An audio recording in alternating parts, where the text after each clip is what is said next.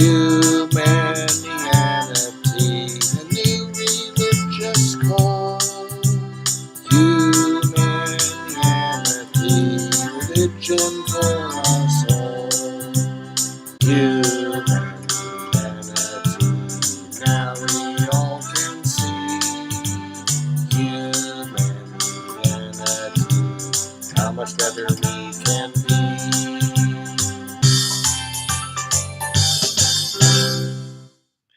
Hi, I'm Bill Van Fleet, and this is Humanianity Conversation number 25, recorded on May 11th, 2019.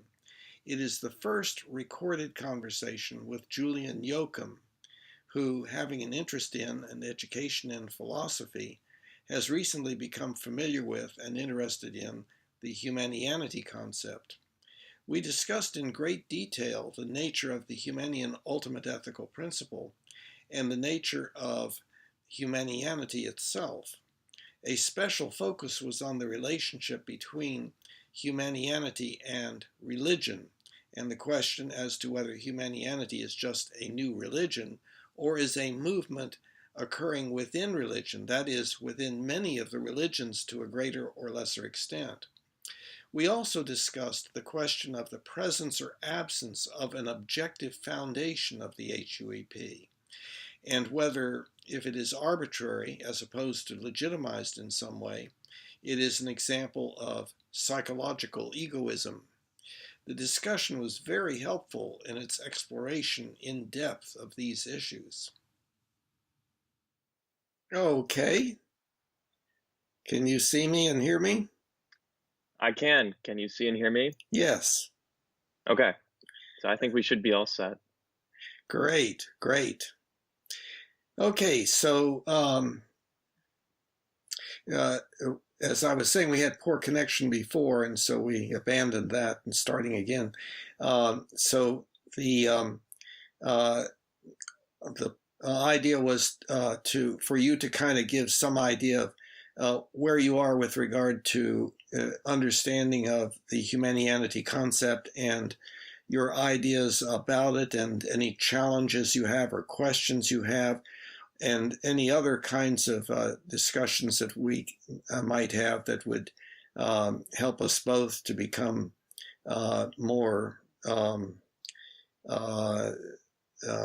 wiser and deeper in our thought and so forth, something like that. So what comes to your mind? So as far as my understanding of Humanianity, I think that the sort of central thesis is abiding by the Humanian Ultimate Ethical Principle. I think we could sort of dig into the ethical principle if we wanted to, and justify some of the claims, including like the survival of the species, and it's a common sort of ethical pattern to see the promotion of good and the elimination of evil. But what's interesting about the Humanian Ultimate Ethical Principle is it specified what those goods and evils are. So we could dig into maybe why the specific goods and evils were chosen. The JCA and PSDED as you term it. There's some alternate interesting parts of Humanianity. You say Humanianity is a religion, and we've talked about this before. I'm not super. I'm fine with accepting your definition of religion for what it is, and I think for how you define religion, I think it works fine. So I think the debate about whether we should use this word or not isn't a very useful debate to be had. Is or is not. Isn't a very useful debate to be had. Well, one thing I noticed what you said, that I was saying that that Humanianity is a religion, and no, it specifically is not currently a religion. it is a movement within religion and within our species in general.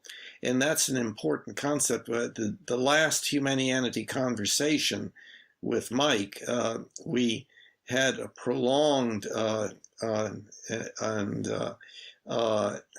kind of exciting debate about that issue. So, but identifying it as religion or as something within religion is not a problem for you? I don't think it is, based off of how you've defined religion. But now that you brought up the distinction, I'd be interested to hear what the difference is between saying it is religion and it is a religion. It would be the same as referring to science or referring to a science. When I say it is religion, it's capital R religion. It's Sure. that phenomenon that has existed for thousands of years in our species in many different forms. And Humanianity is not a new group to come along and replace the whatever religions there are currently. It's not the addition of a new one. Sure. But it is a way of understanding how we can improve our religions. So it's that's kind of the basic concept and the importance of improving our religions. And our religions have always been our social activity as adults to continue to work on how to live a good life, how to be a good person, what one should or should not do, and therefore ethics. And of course, the various religions also have other functions, like optimism, how to feel good about things that one might not feel good about, like dying and so forth. And then helping others, helping people in distress or the disadvantaged, and belonging, having kind of a family outside of one's genetic family, and entertainment. Most religions have a certain amount of entertainment in them, singing and clapping and so on. So there are those 5 functions, but the most important one is working on ethics, and there has never been any other social entity available to everybody all over the world other than our religious ones that have to do with working together on how to be good people, I would maintain. Now, things are getting a little complicated currently because of our science and technology, and of course with the we've added in the use of books or of writing such that we can study on our own, but even that is working with other people. It's the author of the book is advocating certain things, and we're listening and trying to evaluate that and so on. So defining religion by its function, not by its content. And that's what most people, I think, do. They say, oh, well, religion is belief in God, or belief in gods, or belief in the supernatural, or something like that. And that would be like saying, well, science is the belief in quantum mechanics and black holes and so forth. No, science is the social activity designed to achieve as accurate existential beliefs as possible by the rules of logic and the rules of evidence. So most everything, every social entity is defined by its function, But in the case of religion, because it's such a problematic area for us currently, people often define it by its content. So is the distinction between like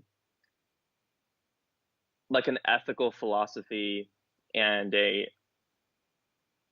something that's fundamentally religious, is it sort of like social component?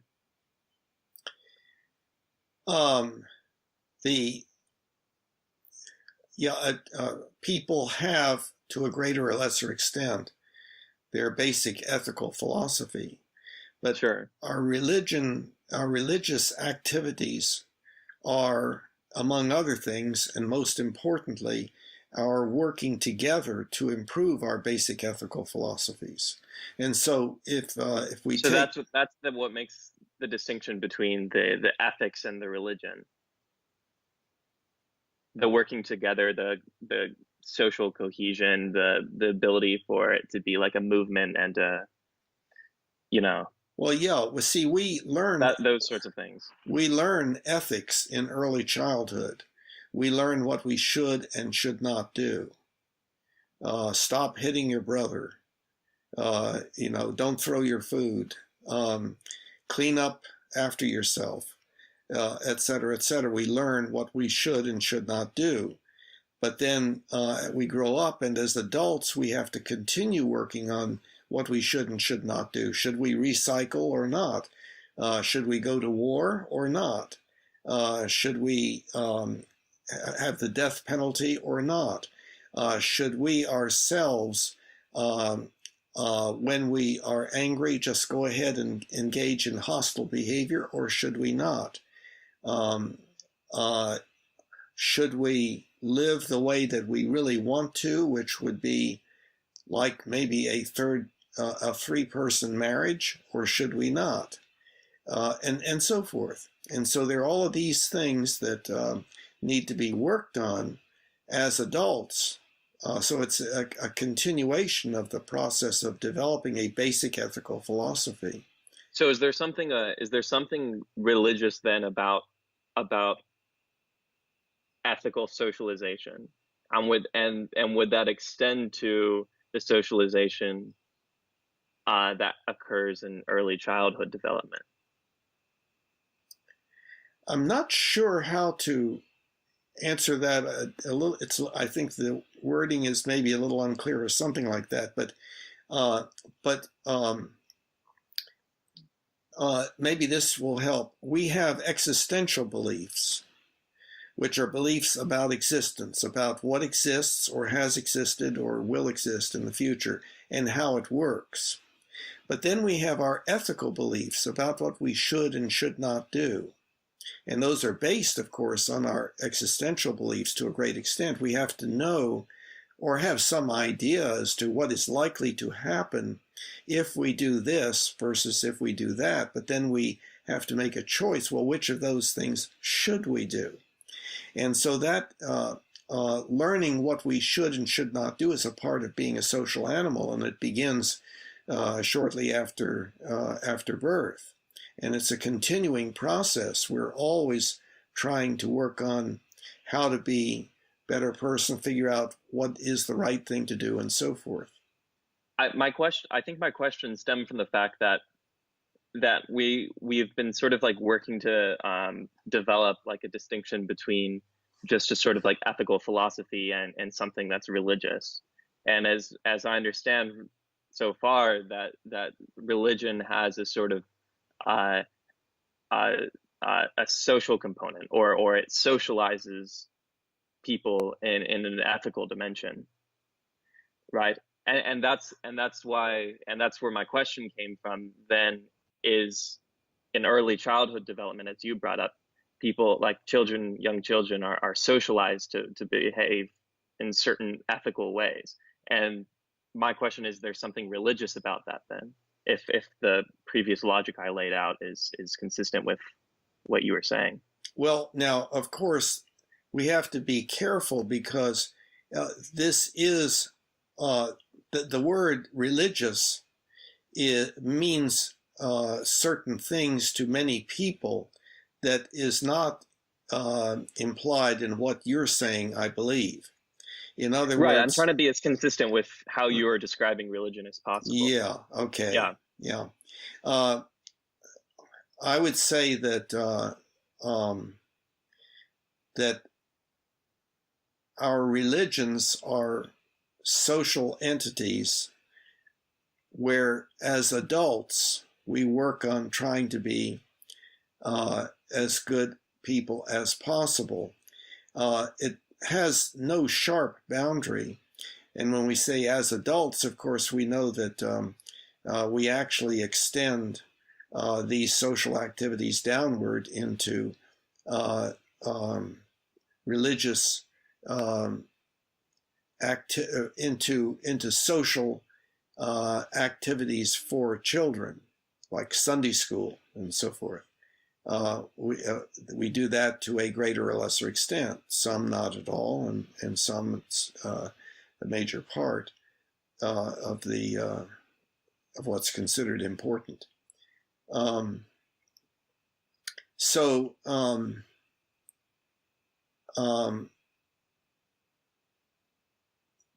if it, and also, maybe this might help too. See, other species have ethics also. In the first place, the family dog knows it should not get on the couch. I use that example. Chimpanzees know, well, I should not mess with that female because that female belongs to the alpha or something like that. This is the way we should treat each other and so forth. And so they don't put those ethical beliefs into words. It is we humans that come to do that. And so that has enabled us to become drastically different from all other species. No other species can do what we're doing right now, even if we were just person to person, face to face, all of this language stuff. But with that, then we are able to work with each other to become better people, as defined, of course, by that culture. And each culture tends to define it a little bit differently. And of course, what we don't yet have is a basic ethical philosophy for our species. But working toward that is, I believe, a good idea. Are you familiar yet with the belief manual on the website, humanianity.com? Yeah. You've spoken about it. Yeah. I haven't gone through and entered my beliefs yet, but I'm familiar with it. Okay. And by the way, does that idea appeal to you or not? Or what are your reactions to it?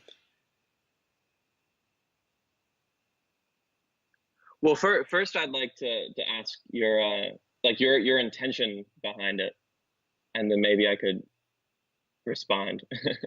Yeah. Okay. Well, and the intention behind it is, I think, laid out in several areas on the website. But what it is, it's an effort to work together with other people on developing a basic ethical philosophy for our species. And so it's kind of like the construction of a Bible, the equivalent of a Bible, but there's a vast difference because a Bible was written in the past and doesn't change. And what this quote book is, or manual is an always changing, always subject to change kind of thing that is being written that has a basic ethical philosophy being constructed by looking at all the individual basic ethical philosophies that people have and seeing what the similarities are and what the differences are, and then being able to discuss those differences to arrive at even better ethical principles. So it is something that right now it's just a newborn still. Sure. There have been, I think, 20, 21, 22 people that have registered. Some have not actually constructed their belief manual yet.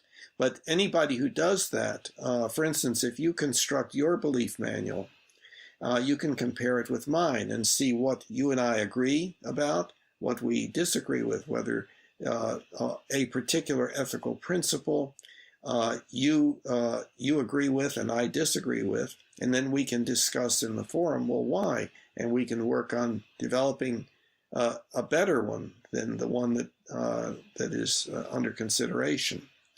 And so it's based upon the idea that the work on a basic ethical philosophy needs to be an ongoing process, not something fixed in the past, 2,000 or 3,000 years ago, for instance, because that reflects the way we were thinking back then. And our thinking is changing as we go along. And what was considered good in previous cultures, some of it is no longer being considered good. And you know from the daily news how awful we are, in addition to how wonderful we are. We do really wonderful things, but we also do really terrible things. And we are our most feared predator. And so we have locks and passwords and all sorts of stuff to protect ourselves from predation. And even we arm ourselves, and all of that doesn't work.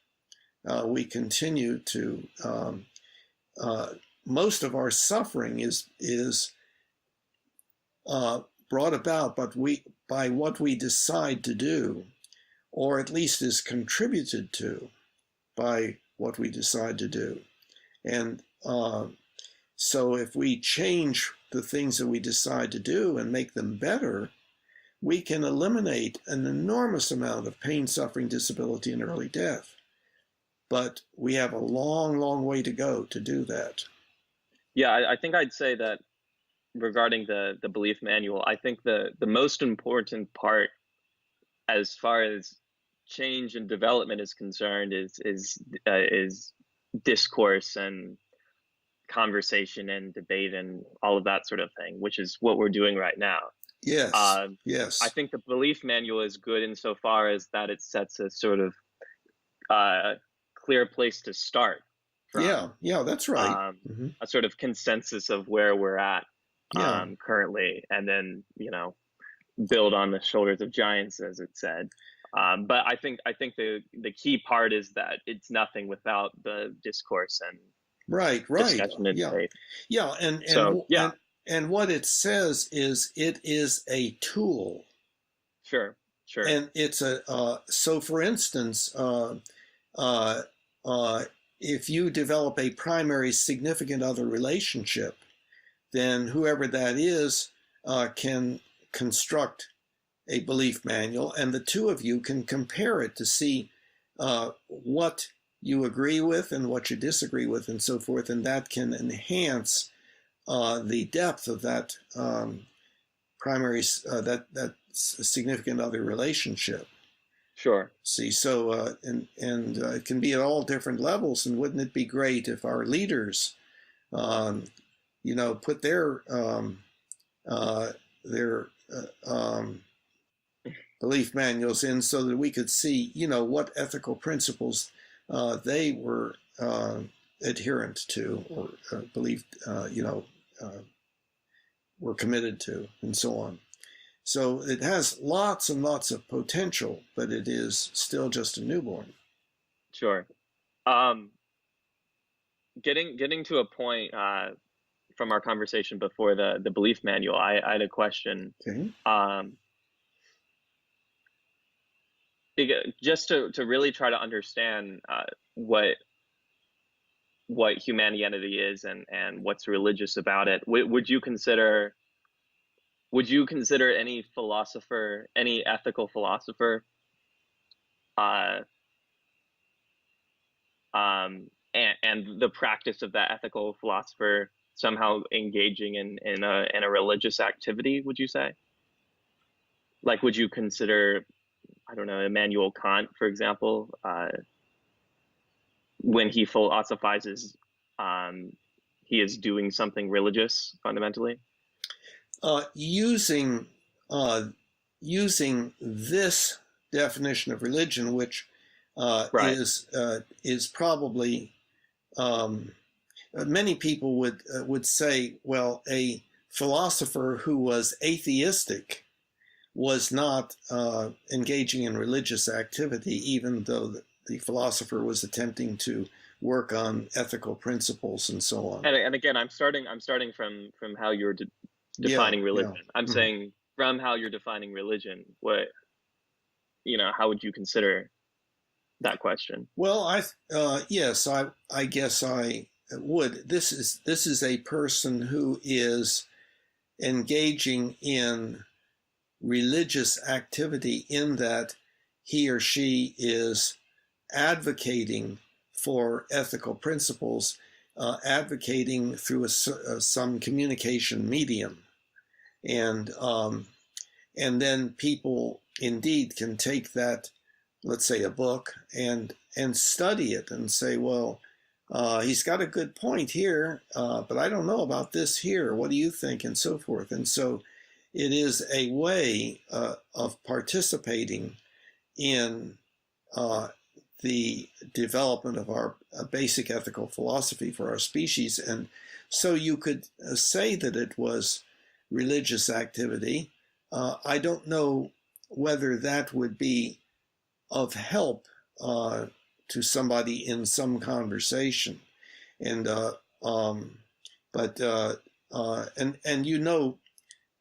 when we make definitions, usually there's a boundary that is a little bit unclear, such that you take, for instance, a chair. Does the definition of chair include things like a stool or a doll chair? Does it include the paint on it or not?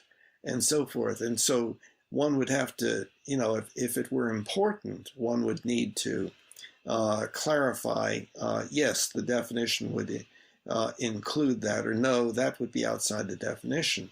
So language is just a tool. And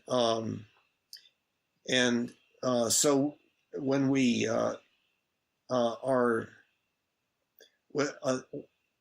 if we're really trying to understand each other, then it is very important that we understand how we are using our words, which is what you're trying to do right now. You're saying, now, do I have this right, Bill? Do you mean this or do you not? And so forth. So what we are trying to do is to arrive at a definition for the purposes of this discussion. And that's sure. In some areas of living, that's not necessary. In fact, the extreme in the other direction, perhaps, is poetry or art, where when one creates a work of art, one does not know exactly what the experience is going to be like for the other person. But when it's very, very important to cooperate and to really know what we are supposed to do, or how to do things and so forth, then it is a technical field. And in technical fields, the effort is to have as precise definitions as possible. Does that sound correct to you? The difference between the technical and poetic? And that, I'd say that's fair. yeah, I'd say that's fair. and I think I said somewhere, uh, we can't get uh, to and from the moon with poetry, and we can't make love with definitions. So it's like it depends upon what we're talking about. I mean, what it depends on what activities we're talking about. And now the question is, well, do we need to get real technical about ethics? Well, I would say if we're satisfied with the way things are and have been, and all of the horrible pain, suffering, disability, and early death that so many people have experienced at the hands of what we do and so forth, then poetic ethics doesn't really work very well. It's like, oh yeah, I can say most anything and also do most anything because, well, I can just reinterpret, or I can interpret an ethical principle a different way or something. And so I just So that avoid. implies that's what we've been previously doing, Yes. is working on poetical definitions, as you say. So what To, makes you say that? well, to a great extent, because if you take a look, if you try to read material that is of the nature that we're talking about, I think you pretty quickly run up against words that are very, very general and metaphoric. Our language, to a great extent, is metaphoric, and so when it's metaphoric, of course, then that metaphor can be interpreted differently by different people. And so what happens is people reading complex, sophisticated material of that sort say, well, yeah, that sounds pretty good, or, yeah, I'm sure he knows what he's talking about. I'm not quite there yet. I need to think more about this and so forth. And so it's a process that has a lot of ambiguity in it, I would say. I think another thing I wanted to bring up about humanity was this idea of the sort of like metaphoric image you use to describe humanity. The worms going up the hill. Exactly. Yeah. And I'd like to like dig into that and see. Okay. Yeah, and sort of justify sort of maybe that image because I wouldn't say I necessarily see it yet. Okay. That's the problem with metaphors. Yeah. Well, okay, so that I understand more where the problem is coming in, can you tell me what the metaphor is and what it's supposed to mean and so on? Are you looking at it currently? Are you looking at the website? I am, yeah. Yeah. So are you there at that paragraph? Yes, I am. Okay. Well, do you want to read the paragraph sentence by sentence and stop at any point where it seems ambiguous? That works. I can go ahead and do that. Okay. So, quote, humanity can be conceptualized by a metaphoric image that consists of a somewhat conically shaped mountain, the vertical dimension representing time. Around the bottom of and at varying distances from the bottom, the mountain are worm-like entities seemingly crawling up the mountain, but actually growing at the top end and atrophying at the bottom end. Each of these entities representing a specific religion or similar cultural activity, not necessarily labeled a religion, that is becoming more progressive, self-analytic, self-reformative, and self-expansive at the top end, and it is giving up outdated components at the bottom end.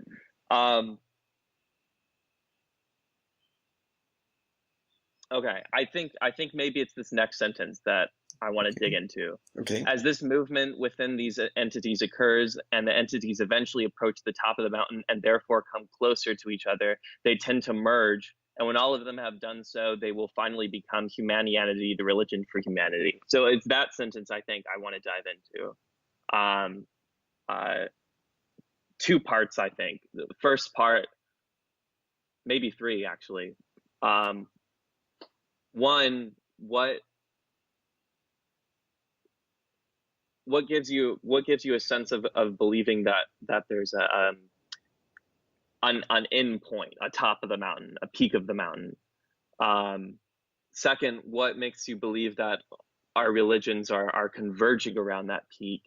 And third, why is Humanianity the top of the peak necessarily? Okay, the last, well, I was going to say the last one is just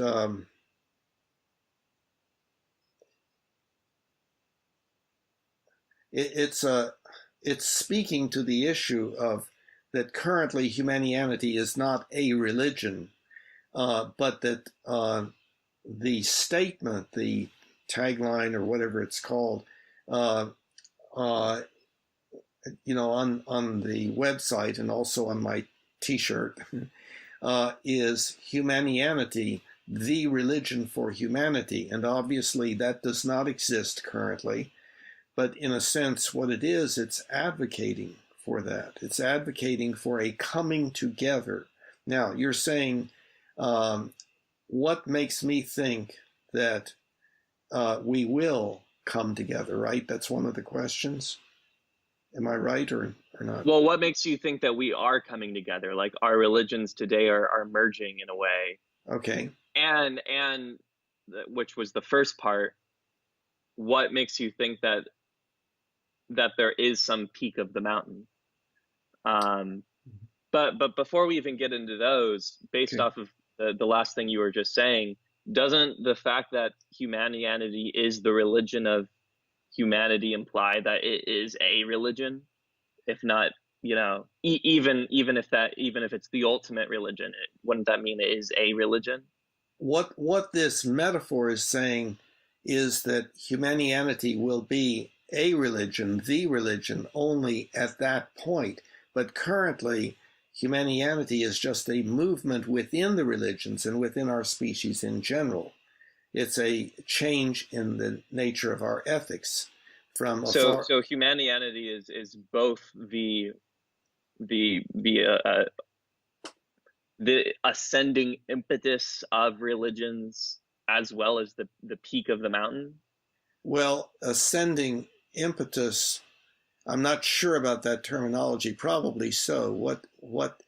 It is describing this process that's occurring with these worms, where each worm is getting closer and closer to the top, coming together with getting closer to other religions. There's more and more unification.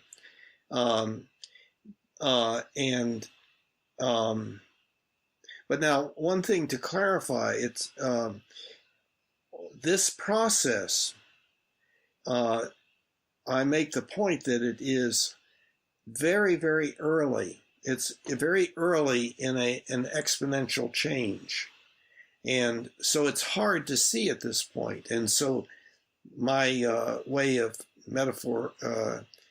using a metaphor there would be to say that this process is just a toddler, or our species is just a toddler compared to what it may become in the far future, like 1,000 years from now or several hundred years from now or something like that. And so it is not real easy to see what I'm talking about, but it is easy to see somewhat. There are increasing efforts to have interfaith dialogue and things of that sort. There are within any of the religions a variety of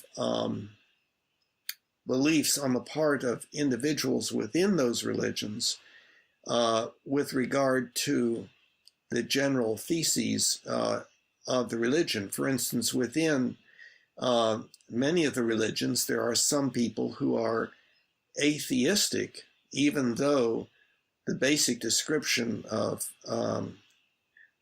what defines that religion includes a belief that there is an entity that is watching and reacting to what we do and so on.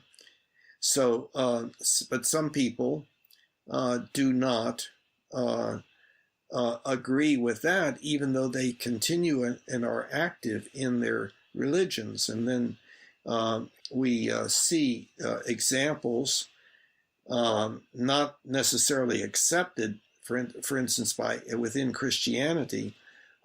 We see people like Bishop Spong, who has written the book Unbelievable, and he's saying, look, we've got to come into the modern world.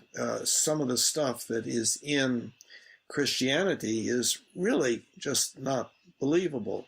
But that doesn't mean that we ought to abandon Christianity. It just means that it can be improved and is improved, and that there are some basic ideas within Christianity and other religions that are very important for us to work on.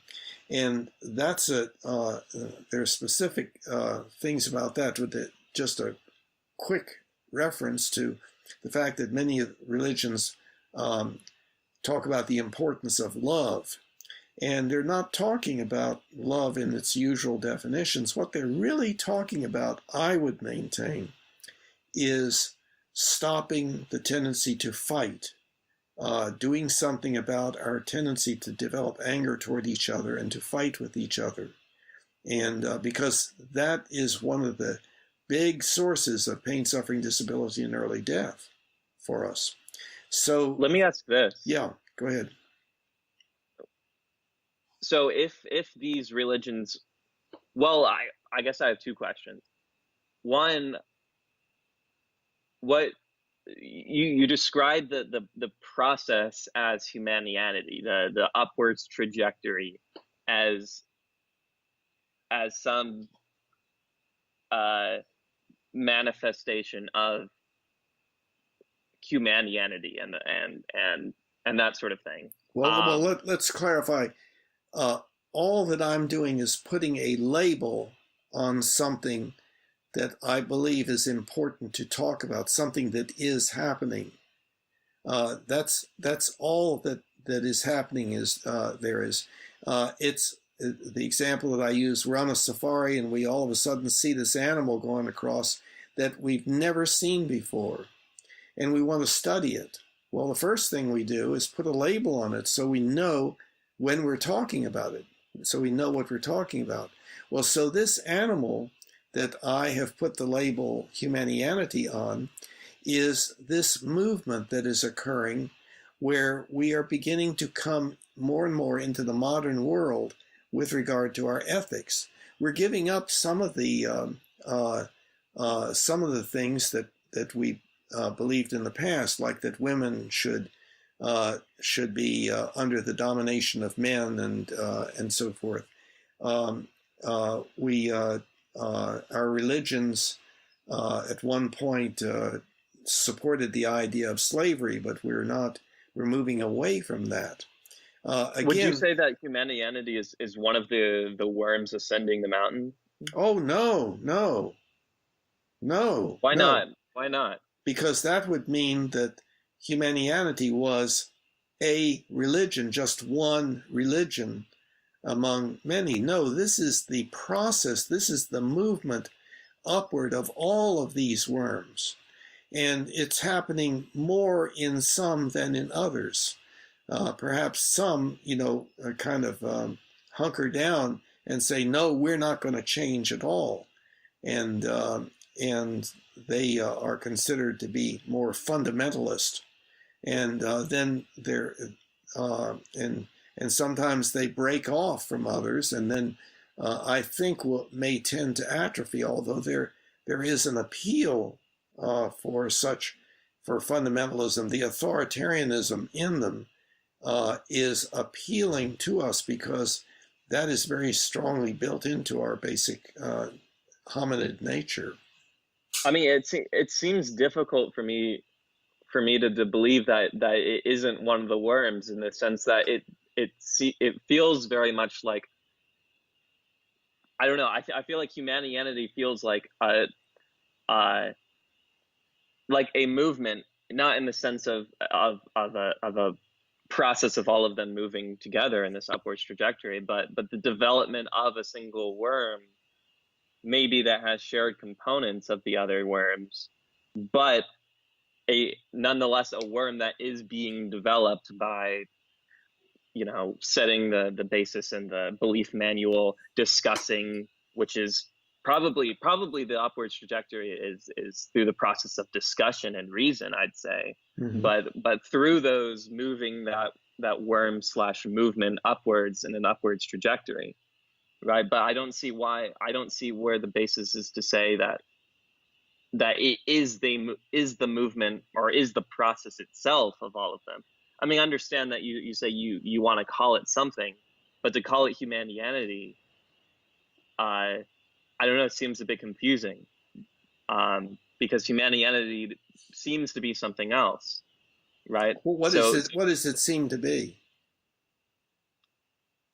Well, it seems to be a sort of ethical philosophy to me. Okay, well, let's clarify. Well, I could ask you, okay, well, what is that philosophy?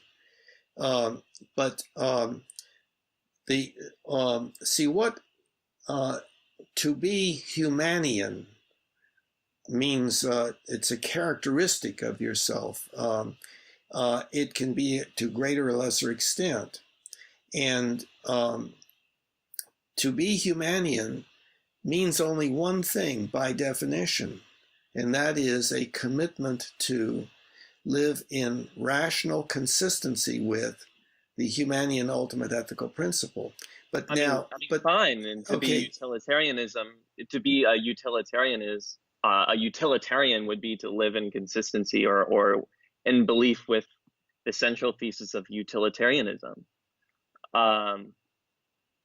So you can be Humanian, yes, but what I was saying, what I was about to say is, that's the only thing that is required.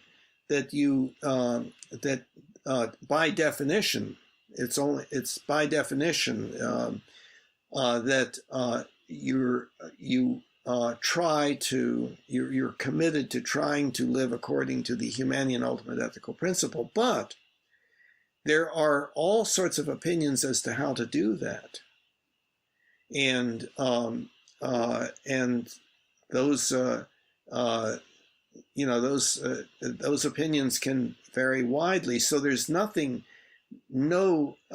belief system that you are automatically committed to. You are to the ethical principle, the ultimate ethical principle. I was going to say, other than that. But that's not trivial. That's not a trivial thing to say, right? Because you can say you're a Christian, so you live in accordance with the teachings of Christ. You're a utilitarian, you live in accordance with the central thesis of utilitarianism, and you're a Humanian, you're living within accordance with the ultimate ethical principle. Yeah, but all of these are ways of life. All of them are ethical philosophies that you act in accordance with, right? Which makes me see no reason to believe that Humanianity is fundamentally different from those other ethical philosophies. Yeah, but what is, okay, tell me what is at the very end it's going to be the ultimate one. What at the top, the peak. What is the philosophy of Humanianity? What ideas do you think? Is it a belief system? I mean, the Christianity is a belief system, right? Sure. Okay, I mean, I think you have to. what is the belief system of Humanianity? Well, I think there's a primary one to live the belief that to be a good person or to act, ethically is to abide by the ultimate ethical principle. No, no, that's a definition. That's just saying that that's the goal that you have. But you have to believe in that goal to be a Humanian, right? Well, okay, now what? Okay, I think what you're getting into, and it's an important kind of issue. Um, you are probably, and correct me if I'm wrong, thinking that well, there is that it is reasonable and perhaps even necessary to believe that there is such a thing as good and bad, ethical good and bad, as opposed to it just being a preference. Let me use I mean, I'm not even saying that necessarily, but okay. I think there's a number of maybe components to the ethical principle, but I think the primary belief necessary is to believe in the ethical principle itself, right? There's nothing about the ethical principle that's what's the word?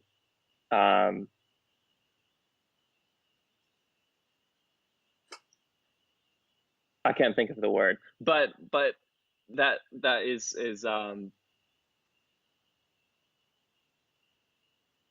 that you can get to with reason. Maybe I'll say, right? You have to make you have to make the leap of faith to believe in it, even if it's through some sort of like human intuition. See, you're using the phrase "believe in," and I think I think embedded in what you're saying and why you're having some reservations and so forth, and see Humanianity as quote just. And these aren't even reservations, Okay. because Okay. again, like these points that I'm bringing up aren't criticisms. Okay. They're Yeah. they're I'm bringing them up to make the bigger point that I don't think there's anything fundamentally different about Humanianity than other philosophical or other ethical philosophies, Yeah. right? Like the basic teachings of Christ, or the premise of utilitarianism, et cetera, et cetera.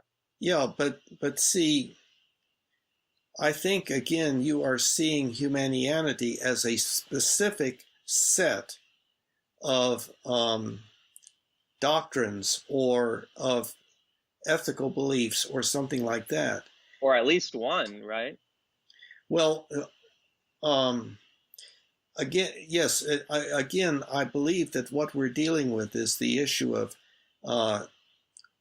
whether there is a, quote, foundation for good and bad. In other words, it's a little hard to put this into words, but well, is Humanianity the right one, or is utilitarianism the right one, or is Christianity the right one?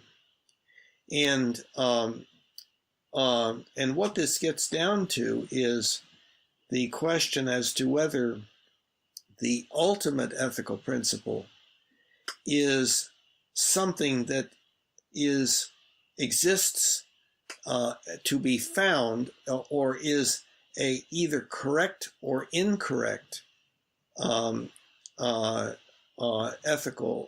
ethical principle, and that is not actually so. Now, this is a difficult concept not to grasp, but to accept, because we have a very strong belief. I think we humans have a very strong belief that, oh no, there is a right and wrong, and what we need to do is to try to figure out what it is. But let's take a look at the at the ultimate ethical principle, whether it's Humanian or some other ultimate ethical principle.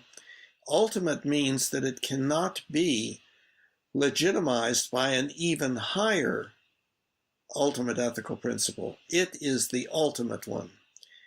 And then other ethical principles would be either consistent or inconsistent with that ultimate ethical principle. But the ultimate ethical principle itself is just a proposed goal. And here's the metaphor. Here's the analogy. Let me do this. Cool. If I said, let's say we're at, there's a group of us, and I said to you all, hey, I've got an idea. Let's go to Carowinds.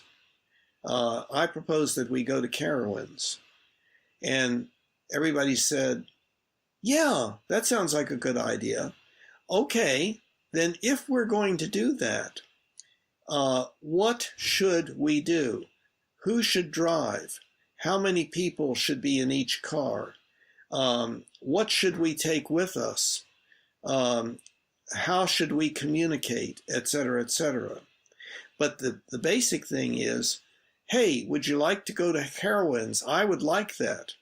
Okay, now we just substitute Carowinds with the ultimate ethical principle. And so I am coming along, and you could come along to any group and say, hey, how would you all like to work toward minimizing as much as possible pain, suffering, disability, and early death, and maximizing enjoyment, contentment, and appreciation for everyone, for all of us, now and in the future? And so other people might say, yeah, I like that. Yeah, okay, well, if that's so, then what should we do? And there would be differences of opinion about how to go about doing that. All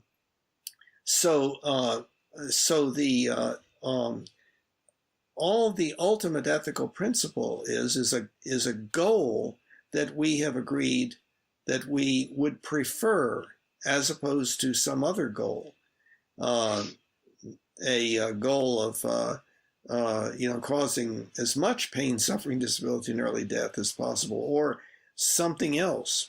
But see, I think it's a goal that is very acceptable to most people. I've not heard anybody propose anything drastically different except for the antinatalist who says, well, we should not promote the survival of our species because life is basically more suffering than anything else, and it's unethical to continue that, so we should stop having children. I'm not an antinatalist, and I don't agree with that, and I think that most people would say, no, we don't want our species to die off anytime soon, and we want to promote our survival like evolution does, but we also want to get rid of some of the stuff that evolution has made a necessary part of life, the pain and suffering that motivates us to do certain things that actually cause us to pass along our genes and so on. So I think we're getting onto a sort of like different issue now, but okay. One thing I'd like to bring up is from when I was first introduced to Humanianity up till probably now, I don't see much of a fundamental difference between Humanianity and utilitarianism, which has been around for hundreds of years, right? Mm-hmm. Other than the fact that the good and bad or evil have been identified, some would argue arbitrarily, even if most people would agree, you know what I mean? But at its fundamental, I don't see much of a distinction. Okay, utilitarianism is indeed a Humanian phenomenon. In other words, it's our move in the direction away from authoritarian ethics toward rational ethics that is on the basis of social contract. I would say that it is a little bit different.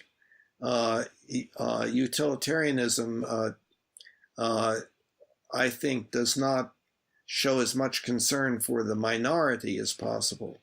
But they're, What makes you say that? Greatest good for the greatest number. So that's The emphasis being on the greatest good. Yeah, for the greatest number. And No, but it's not saying you can kill 49% of people to make 51% of people slightly more happy. That's not what it's saying. it's not saying that, but it's kind of unclear in my mind. Now, maybe, I mean, not if you read Bentham or Mills. It's okay, it's not saying that at all. yeah, okay. So, Right? The emphasis is being on the good, not it's the promotion of the most good possible. Right? yeah, It's not saying that you can you can like divide people into a majority and minority and then focus on good for the majority. It's saying promote the greatest good possible for all people as possible. yeah, well, Right? then maybe Like if you can't sacrifice a single life to make like 10 people slightly more happy if the pain caused to the first person is greater in evil than the good produced in the 10. Well, see, then we have like evil and good are not defined, but let's go back. Maybe utilitarianism is maybe the utilitarian ultimate ethical principle is the same. That would be for you to decide. Maybe you would prefer I mean, but that. then you run into the well, I mean, then you have two problems. One Okay. is that it's not very original in the sense that it seems that we've like produced a new term to describe something that's already has so much literature around it, when we could just be going back to and working off of the literature already produced rather than starting over again, right? Working on the shoulders of giants. Right. Um, But we shouldn't start all over again. I think that's what Utilitarianism, we're doing when not we're me, calling. not me. I What? think we're starting over when we're making the claim that we're doing something that's fundamentally separate than utilitarianism, right? We Well, have to start maybe. over in the sense that we can avoid all of like the literature that's been going on for hundreds of years around utilitarianism, But see, right? this literature that you're talking about is indeed a Humanian phenomenon. It's the emergence of humanianity. The way that the I mean, the what basis do you say to that utilitarianism is Humanian than saying humanity is utilitarian? okay, well, so what we would have to go first of all and take a look at the definition of humanianity. And what it is a movement within our religions and our uh, uh, ethical, philosophical thinking, a movement within our species away from what is predominant, and that is authoritarian ethics. In other words, determining what we should and should not do as being whatever X wants us to do, X being whoever or whatever is most powerful.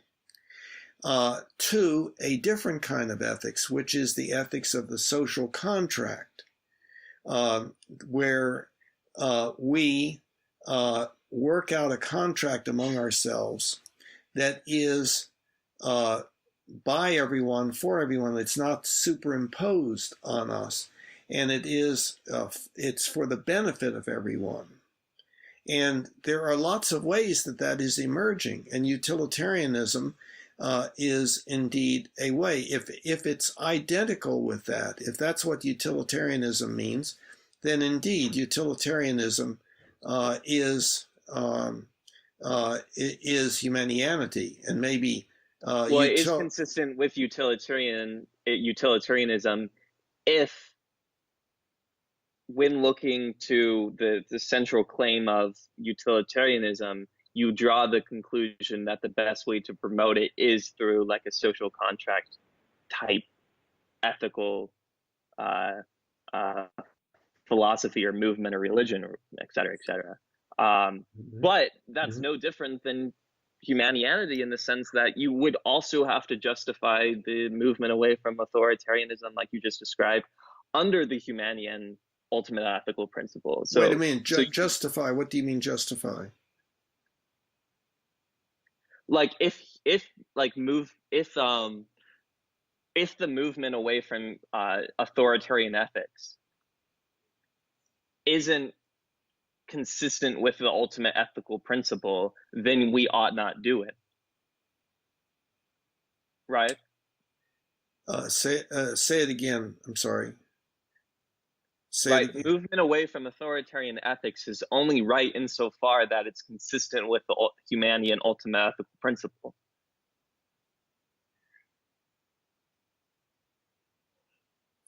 No, I think that's. I mean, if the answer is no, then I don't understand Humanianity at all. Yeah. No, it's these are very important and difficult kinds of things to think about, and so the.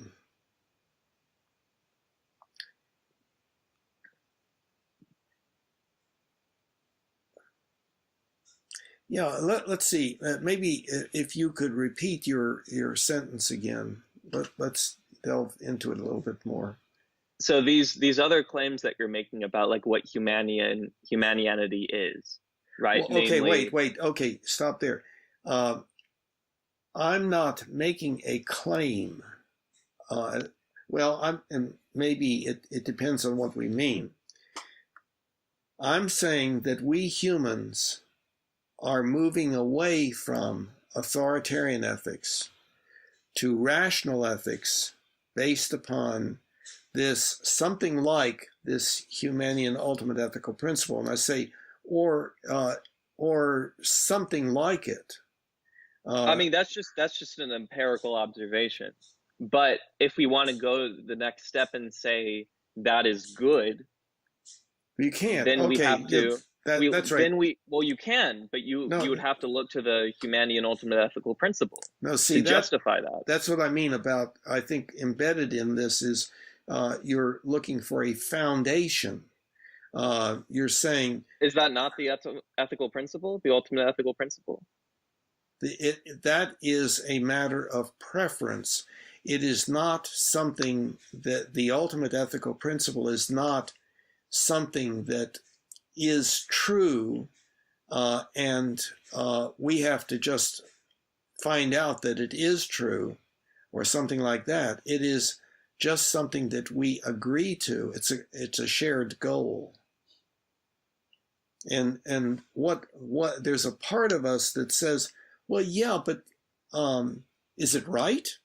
See, is it good? I mean, I'm not. Are you talking about the ethical principle itself? Yes.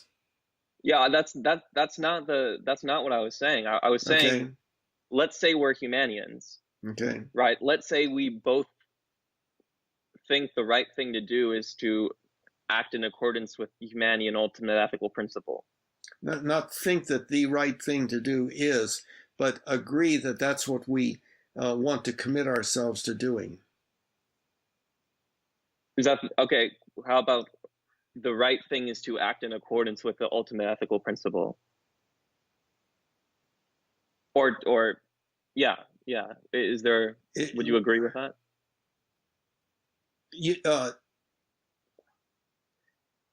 It depends on what your words mean. If you're talking about a definition, that's one thing. If you're talking about a statement of fact that exists in the universe, that's something different.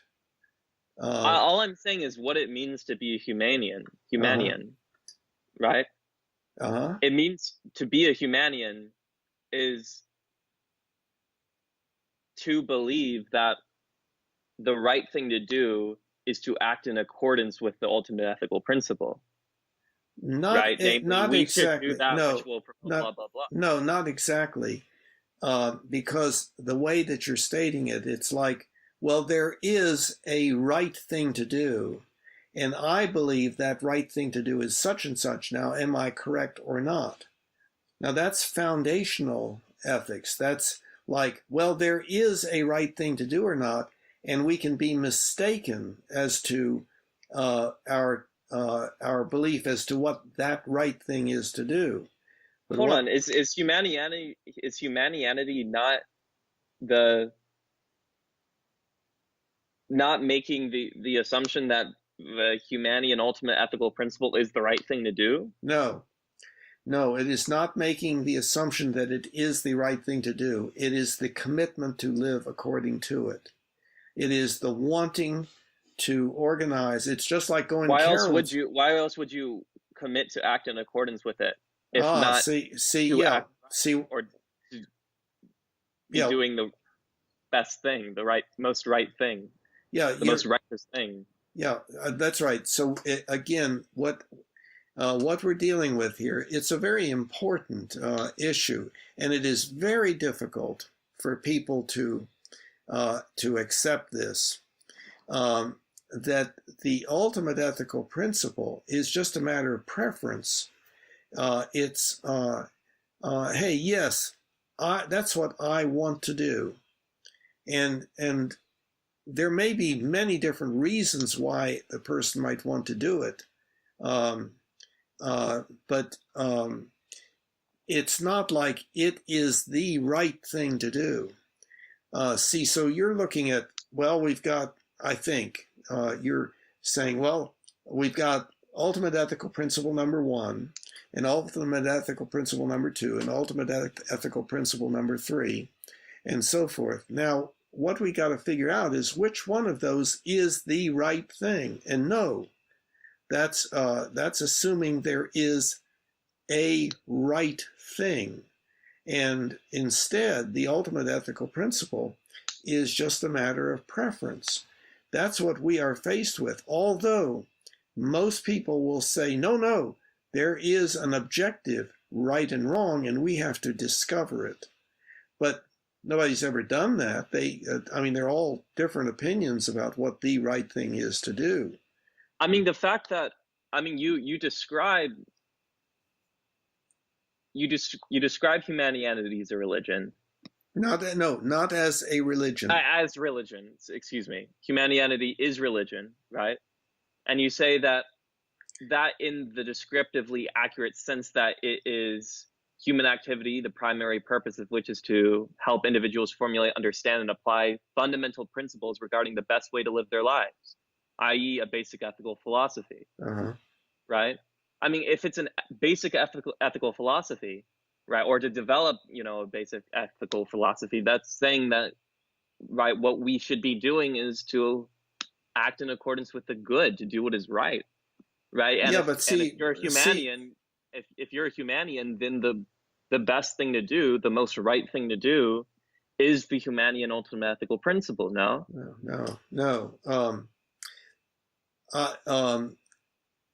There's another ultimate ethical principle that we could choose, and it would be that we should do whatever will promote the greatest diversity of species on this planet. And that would mean that we would get rid of one species, us, because we are the one thing that is making everything go in the other direction. And the person could say, well, that's what I want to do.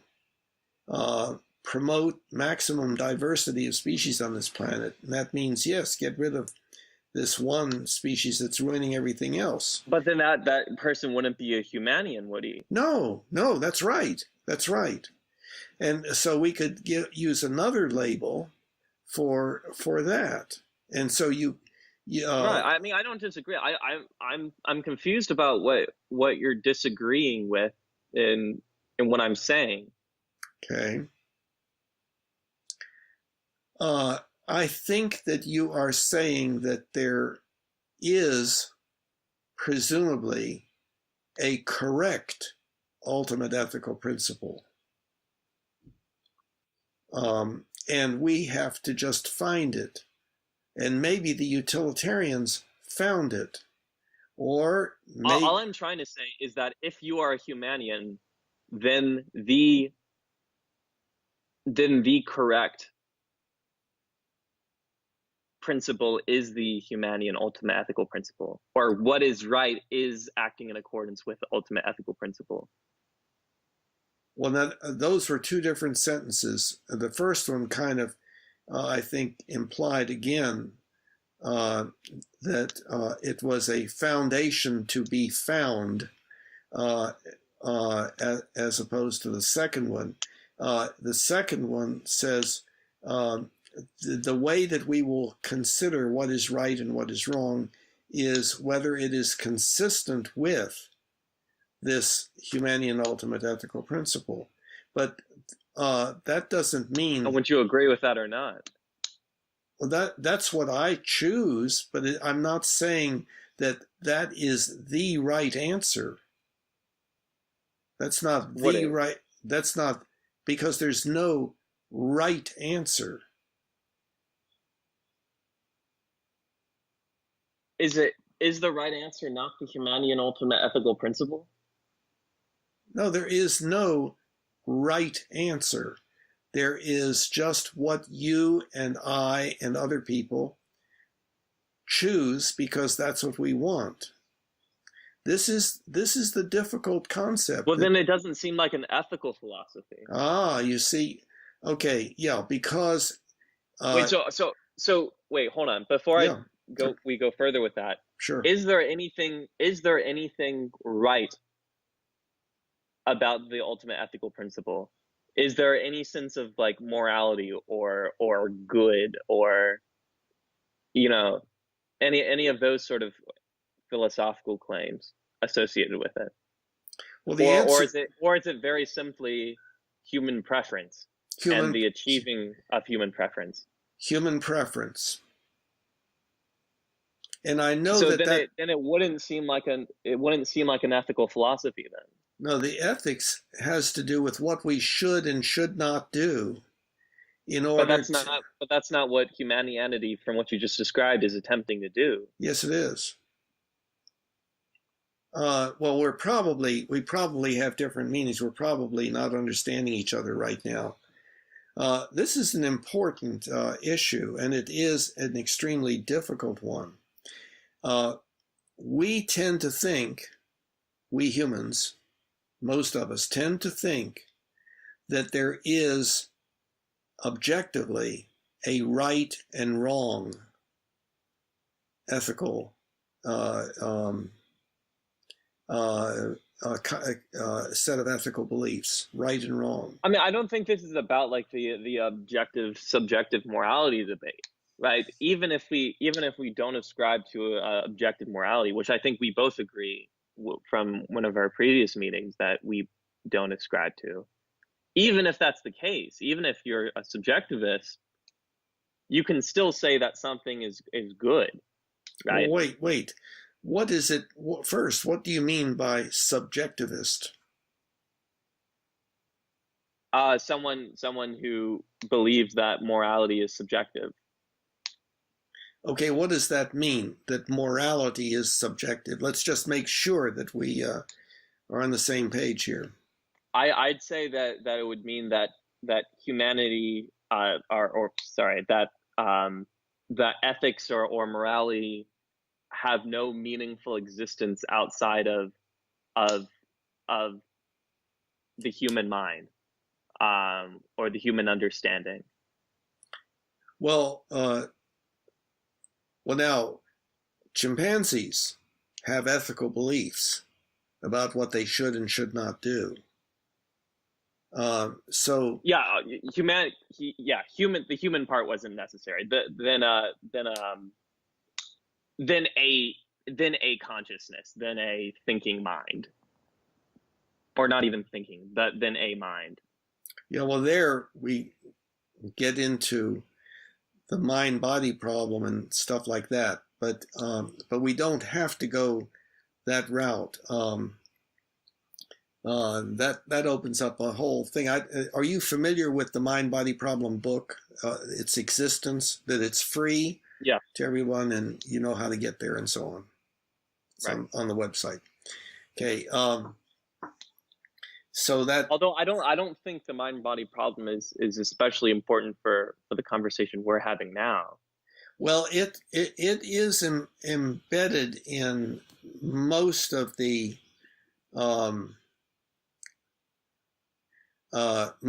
difficult problems that we humans have in coming to agreement, I would say.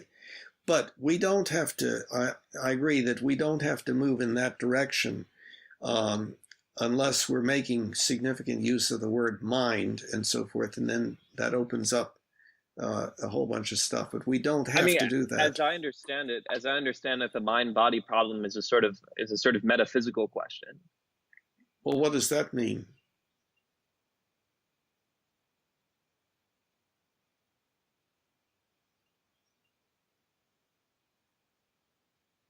You see how we use words because they generally feel right, but some of the word usage that we have is very, very problematic.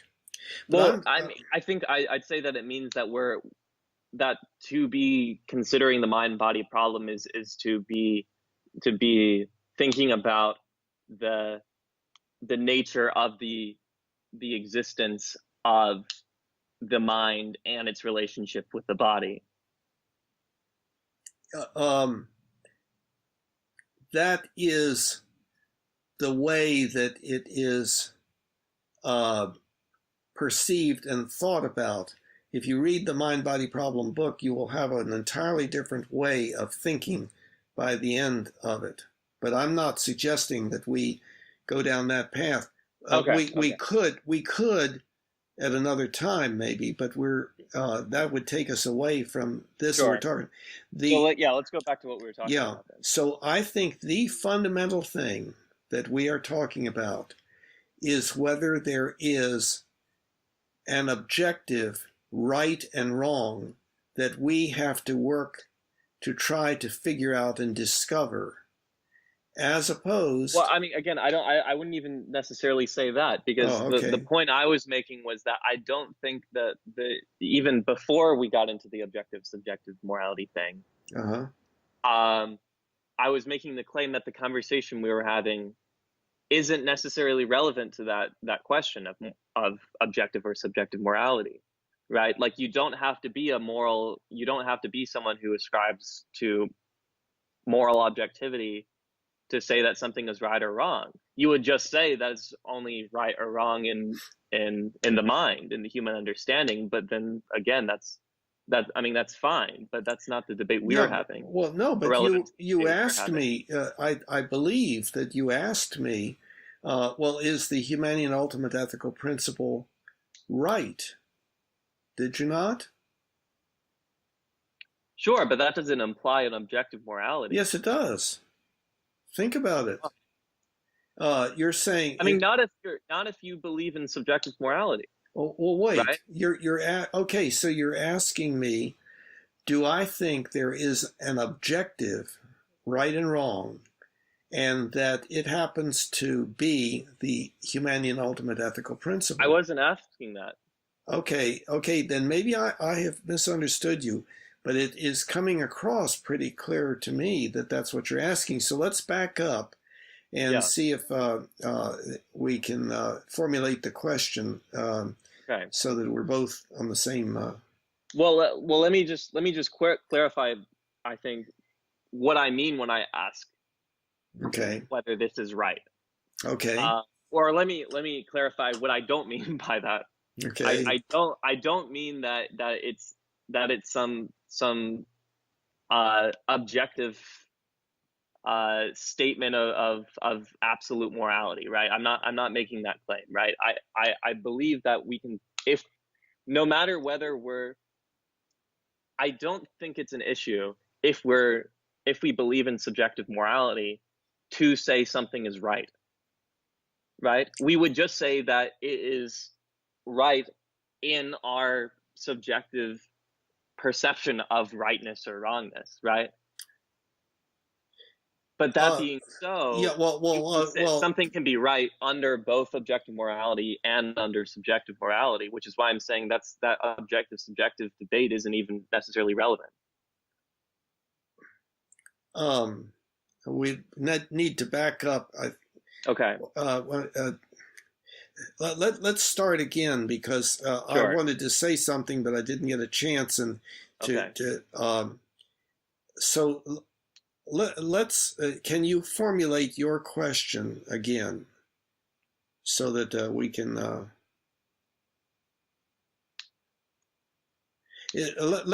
First, the way I'm recalling it was you were saying, Bill, do you think that the Humanian Ultimate Ethical Principle is the right one?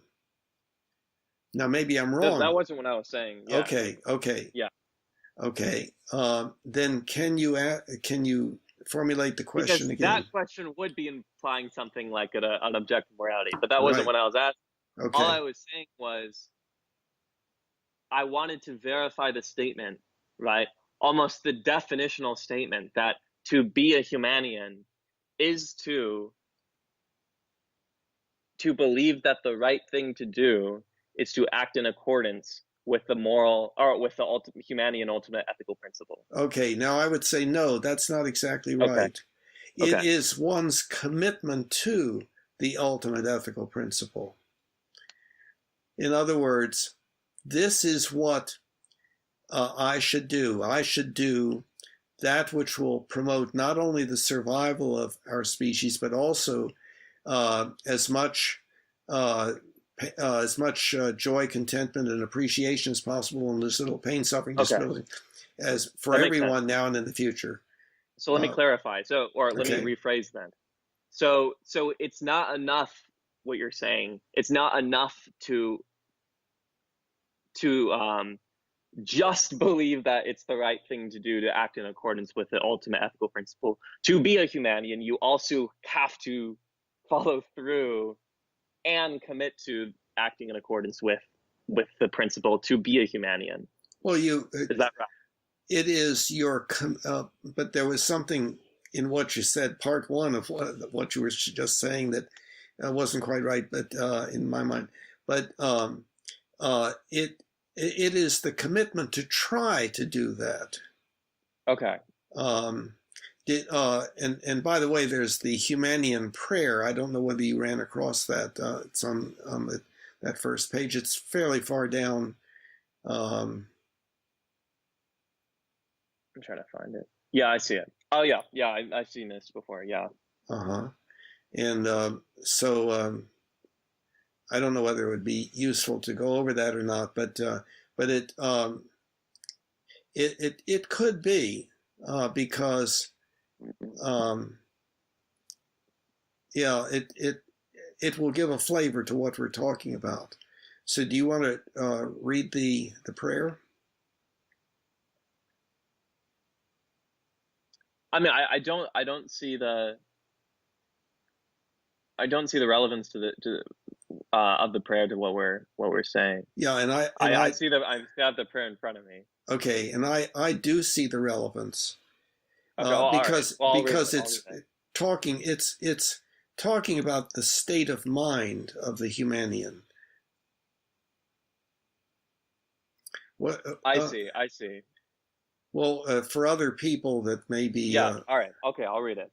In all that I do, I wish to do, and intend to do, when possible within my sphere of influence, that which will promote not only the survival of our species, but also as much joy, contentment, and appreciation as possible, and as little pain, suffering, disability, and early death as possible for everyone now and in the future. So help me, everyone, please, to do this.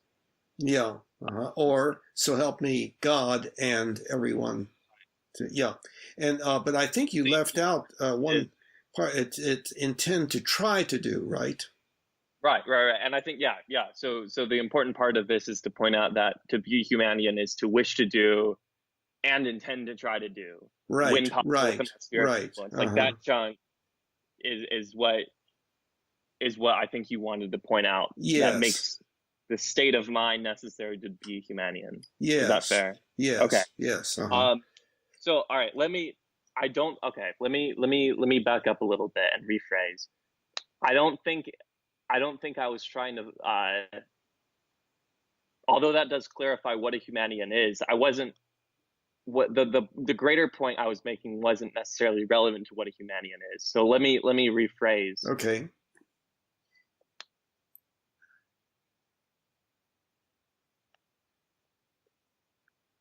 Is it fair to say that Humanianity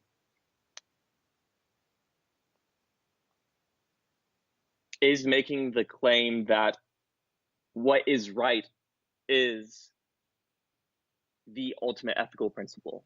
Okay, now here there's a problem, linguistic. Okay. Because you have just turned Humanianity into an agent. How so? You said when I said making the claim. Yeah, Humanianity is making a claim. It's not making a claim. Humanianity is just a label for a development that is occurring in our species, in the area of ethics. It's a change in our ethics. And it's a change described by one Humanian in words that perhaps could be improved upon. But so when you say that, then when you say that, I'm sort of confused, and this is something I brought up at the beginning, because to say that is to almost develop sort of two conceptual understandings of what Humanianity is. Okay. Right, one having relevance to the Humanian Ultimate Ethical Principle, and another describing this sort of historical progression and process occurring. Yeah, I see.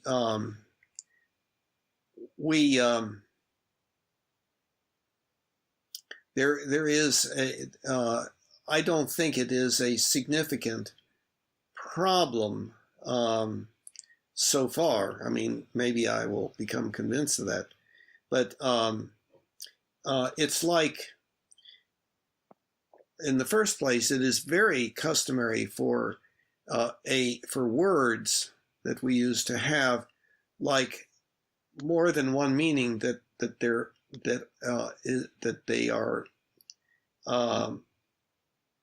are associated with each other, the meanings, that they kind of go together. But yes, so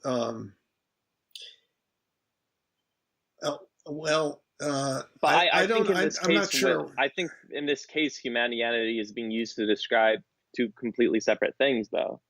Okay. Right. This isn't a question of like. Okay. Yeah, it's a good question. Let's pursue this for a minute. Okay. So, Humanianity is the word. Humanianity is a label for something that is developing in our species. It is a change in the nature of our ethics, from authoritarian to rational ethical, based upon social contract, with the goal being, as stated in the Humanian Ultimate Ethical Principle. A Humanian, any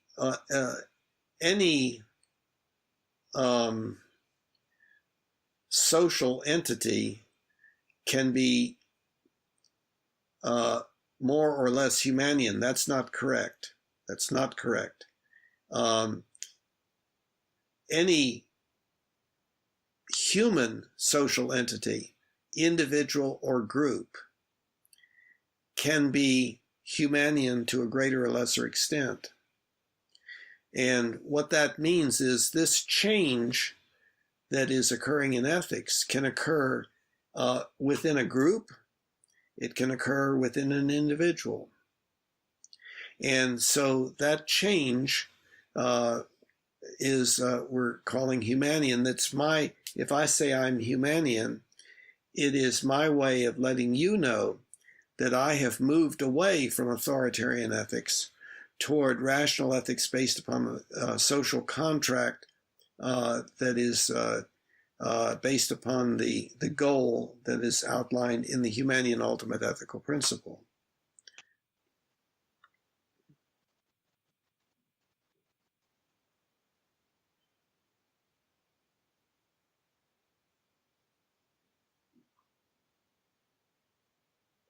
And you're saying humanity as a sort of idea is encapsulating all of that. I didn't follow that. Say it again. So humanity encapsulates all of that what you just said. Encapsulates. Right. Both this description, both this description of the process and the sort of like ethical philosophy. Well, I think there are two words, humanianity and humanian. And so I described what humanianity was, and then this related word, humanian, which it's like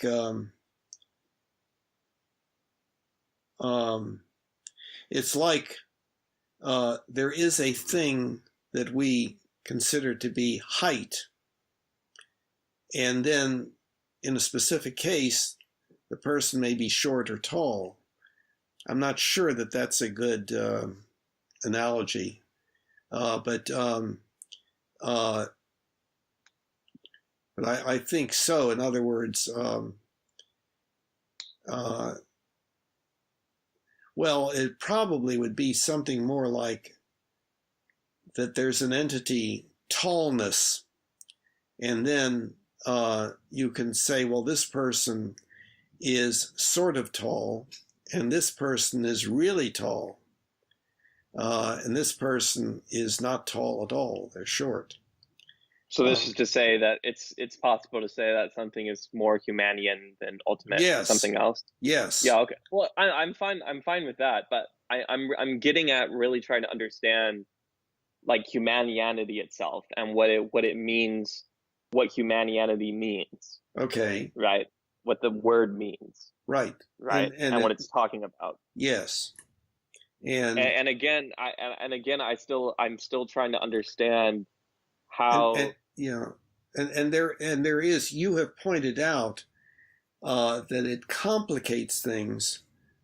The image that ultimately,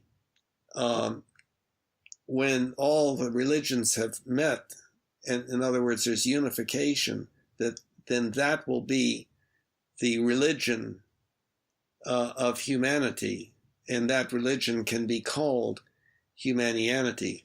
And so that might introduce a different meaning, but I'm not sure. I think it. I'm still thinking it's valuable, but it may not be. I mean, as I see it, I see humanianity within that analogy is almost three different things, but I think you would only agree with two. Okay. I mean, I see it as being used to describe some sort of like impetus of the upwards trajectory of these worms, right? Well, I don't know by what you mean by impetus. Like driving force. Well, see, no, I'm not saying. See that then we introduce we introduce something that is you could say supernatural, but that gets into a whole other area. That's again so it's again metaphor. It's description. It's a meta. Yeah, it's a description of what is happening. No, I don't mean the analogy. I mean the humanity itself, and saying that it's a process. Are you saying that it's a process in the sense that it's that it has to do with why does humanity have to do with why the upwards ascent of the worms is occurring, or simply describing the ascent itself? Simply labeling the ascent itself. In other words, that it is something happening, and I think it's very important to try to understand why it is happening, and I can say that it is very very highly based upon, caused by the fact that we've developed essentially infinite symbolic language capability. It's only by virtue of that which has enabled a whole bunch of things, which is now enabling at long last this change in ethics, so that we're no longer having the ethics of the chimp.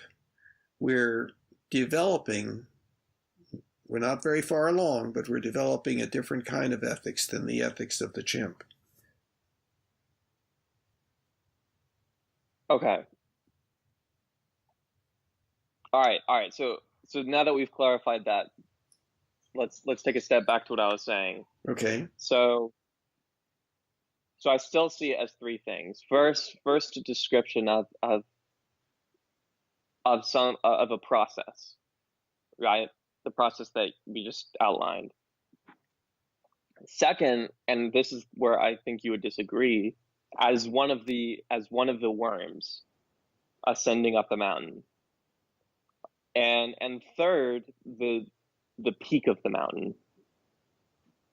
Yeah, the peak of the mountain does, it is kind of a linguistic leap. So there could be some problems with that. I think that it is a useful and helpful idea. I'm not sure that there is a real problem with it, but I see the uncertainty surrounding that. So I think that is something that would be useful to explore also.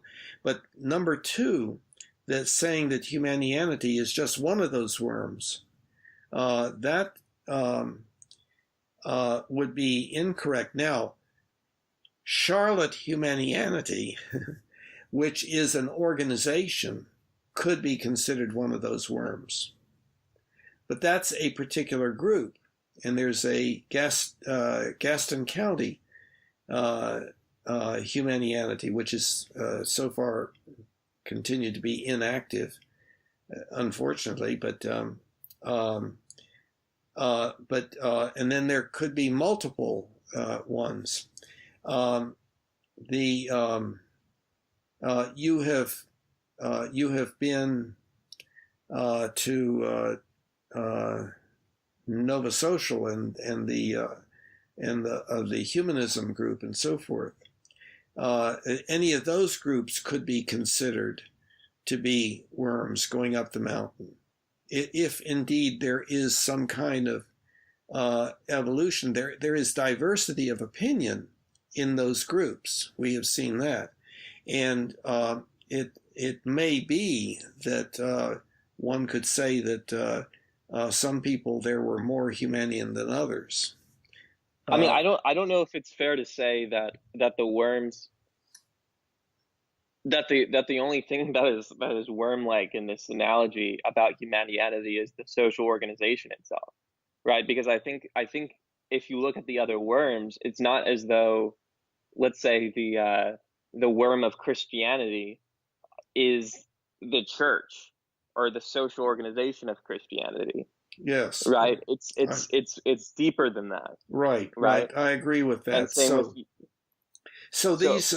that's why I'm saying that it's.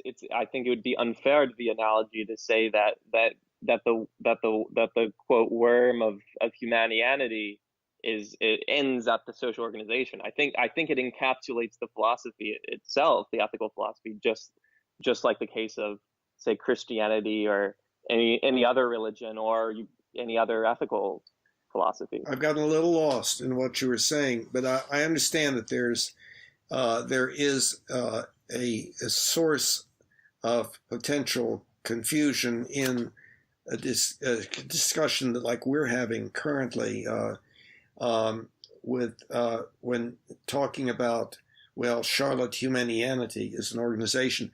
These worms don't have to just be specific small groups. They can be whole religions. It is a metaphor that has limited usefulness, as any metaphor does. I don't think, I think even if we're looking at the metaphor itself, I think the metaphor itself like is pointing at something. But I don't think what it's saying is that the worms are the social organizations. Right. Okay. It doesn't. Right. Right. It does not. I think it's getting at something deeper than that. Yeah. Yeah. Well, that's yes, absolutely. In other words, one can consider the worms to only be major religions like Christianity, Islam, Judaism, Buddhism, Hinduism, and so forth. One could look at them that way. It is a metaphor that, of course, can run into problems, as any metaphor can, because one can attribute different meanings. I mean, I'm not to even parts of it. I mean, I'm not even pointing out a problem with the analogy. Like, I'm not critiquing the analogy or the image. Right? I'm just trying to understand what the analogy is, and then trying to determine where humanity falls under that analogy, which was, after all, why the analogy was developed, I'm assuming, in the first place. I think, is it not fair to say that the worms in the analogy are religions? Do you agree with that?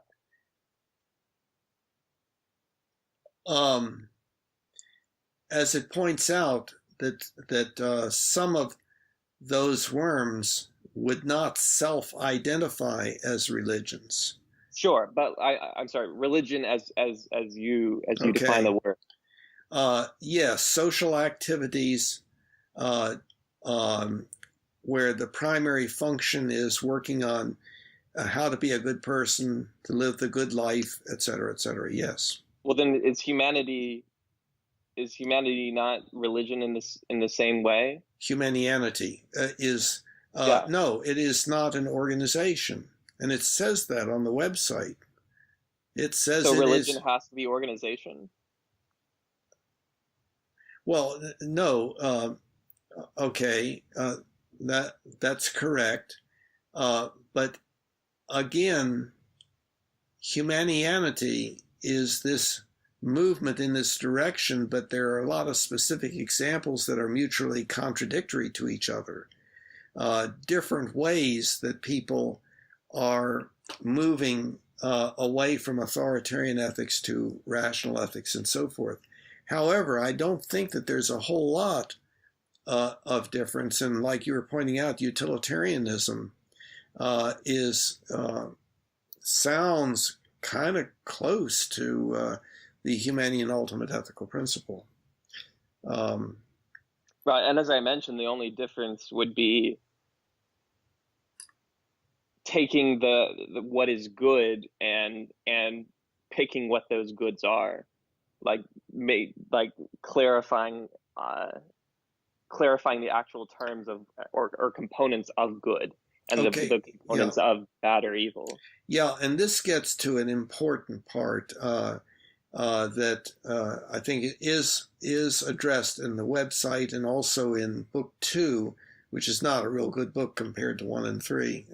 3 is the mind-body problem book, and 1 is kind of some basic stuff. And but at any rate, the question is, see, we've got multiple things in the principle, such that, for instance, it might be that that if we do a particular thing, it will produce more joy and contentment, but a little pain. Or maybe it produces a little bit of enjoyment and a lot of pain. And there's no way of saying that there is a right answer when these things are in conflict. All we can do is do the best that we can in trying to weigh things and try to figure out, what seems most satisfying, seems most consistent with the general idea of the basic ultimate ethical principle. Yeah, I think that's a fair claim, and I think any utilitarian would say the same exact thing about the utilitarian thesis. Yeah, and humanity. And of course, then you have the problem, which I don't think I've raised yet, that sure, you can say, look, the best thing to do is to promote the most good as possible, or the most bad or as little bad as possible. But then that doesn't, even if we both agree on it, and I think most everyone would agree on that it doesn't bring us to the next step of determining what that is. Yeah, defining good and bad. So not even defining good and bad, even if we define good and bad as Humanianity does, it doesn't bring us to the next step of determining like how we are going to do that, right? Or whether yes, it doesn't tell us like what we should do about like the abortion debate, or like what we should do about North Korea, right, et cetera, et cetera. Right. That's right. It may turn out that that people will increasingly agree that one side of the debate, of one of those debates, is more consistent with the Humanian Ultimate Ethical Principle, but that would remain to be seen. You're very much in the dark, by the way, can hardly see you. Yeah. Sorry about that. Is that better? Oh yeah, sure. That's okay. Fine. Yeah.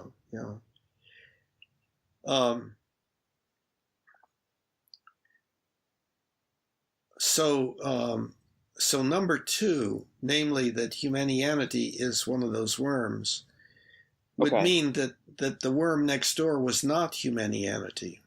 And see, that's a different metaphor. One could construct a metaphor like that, but that would not be a metaphor that I would use. See, if Humanianity is only one of those worms, that's different than saying Humanianity is the process that is occurring in all of the worms to a greater or lesser extent.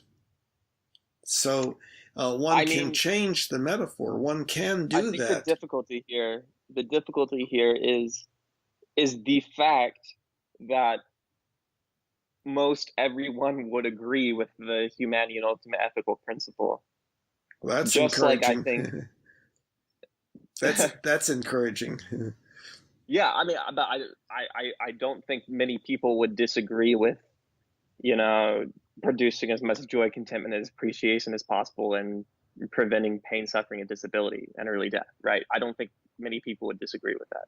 For everyone now and in the future.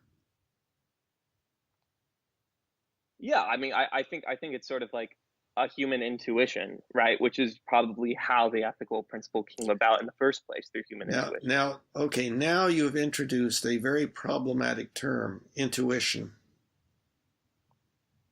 Okay. Well, am I not?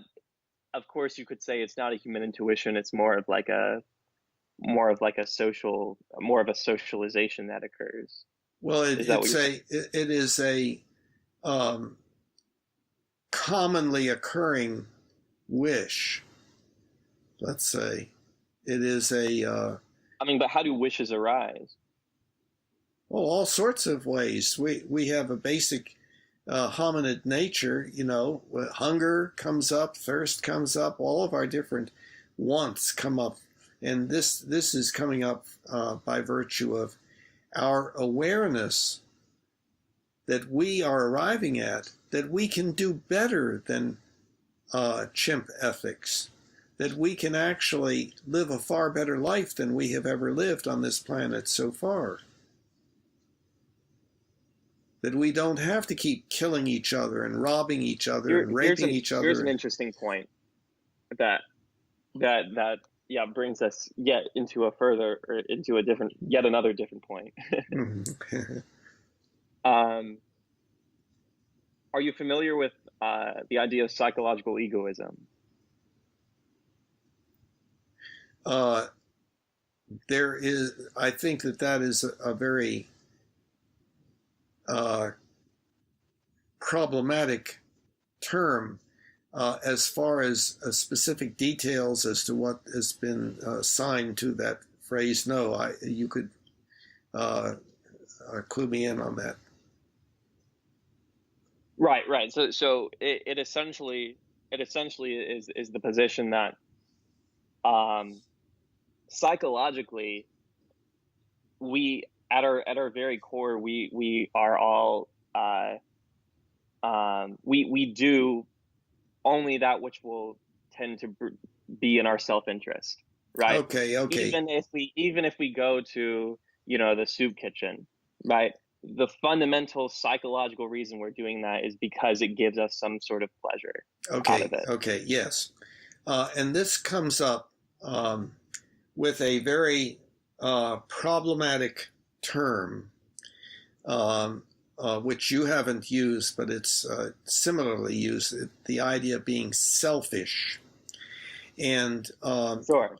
And I think that's fair to say that that aligns with the position. Yeah, and that we're all fundamentally selfish. Yeah, and I think that is a or very self-interested. I don't know. Maybe. And I think it is a relatively meaningless concept because selfishness.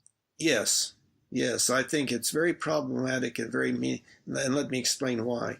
A person, let's say, two people are discussing a third individual, and there's one person is saying this person is very altruistic. This person does all sorts of good for other people, negating his own benefit. And the other person says, well, why does he do that? And the first person says, well, because it makes him feel good to do that. Ah, gotcha, the second person says. You see? Then he's just doing it because it makes him feel good, so therefore he's selfish. So that could be said about anything, you see. And so... Right. Which is the position of psychological egoism. Okay, what is the position of psychological egoism? That whatever we do is ultimately... let me pull up a definition. Okay.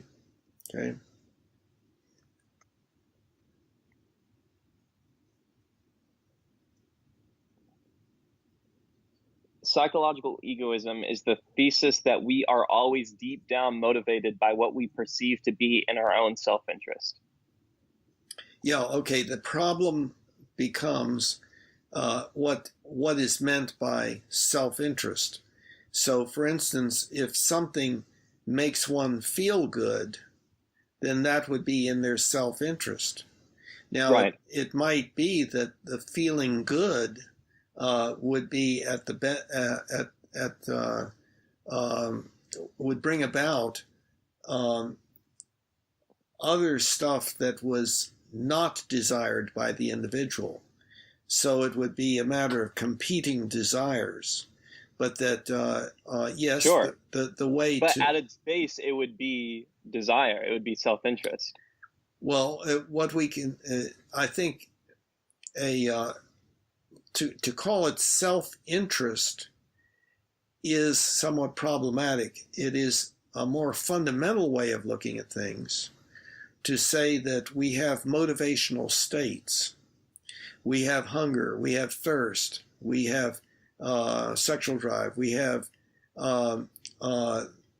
tendencies, wishes to dominate, we have wishes to admire, we have wishes to learn, we have wishes to explore, we have wishes to play, we have wishes to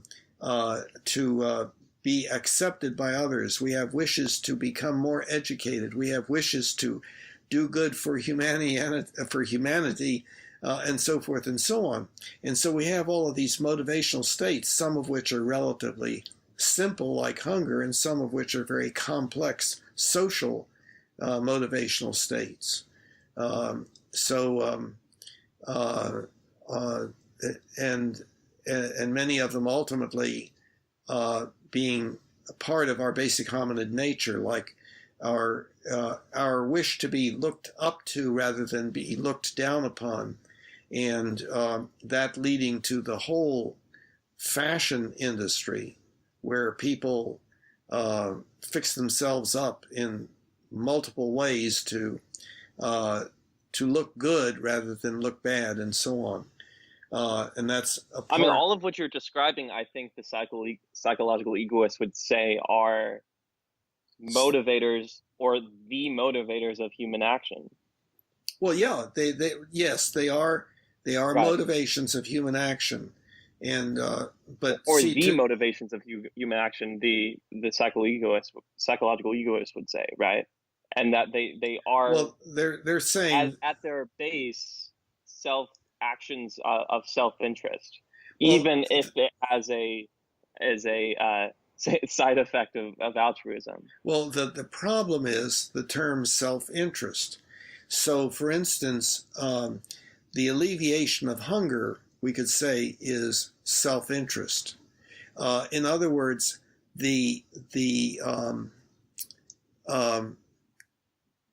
accomplishment of gratification of any motivational state can be labeled as self-interest. And so if your motivational state is to be as altruistic as you can be, then that is your self-interest, because that's your motivational state. And so the term can become relatively meaningless that way. You see, I think there's a problem with it. I don't understand where the last point came from. Which last point? Why is it meaningless now? Well, maybe I shouldn't say meaningless. I should say non-useful. So what do you do with that? What do you do with it? Wait, but still, like, where I didn't get where we went from. I still don't understand where that's coming from, even if useful or meaningless or. Well, okay, we can ask. Where does that jump come from? Okay, we can ask this question: why has anybody felt that it was necessary to construct such a term? Okay.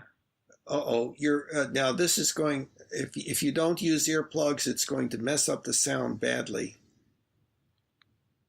Hello? Yes. Uh-huh. Can you hear me? Yes, I can. Uh-huh. Okay, perfect. What happened with the other earplugs? Oh, they died. I see. Battery.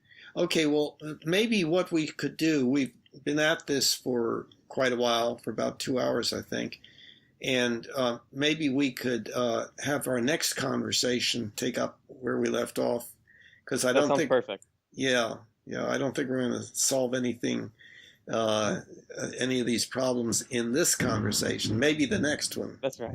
Okay. Yeah. So, okay. So, well, that's. Can I say one final point of yes. why I brought up the psychological egoism? Yeah. Okay, and this is something that we can address in the next conversation. The reason why is because you make the claim that this Humanian Ultimate Ethical Principle comes about through human preference. Correct? Yes. Well, I mean, it is human preference, but probably what you're saying I agree with. Yeah, go ahead. Okay. Or maybe it's like the manifestation of human preference, right? Something like that. Yeah, something like that. Okay. Probably okay.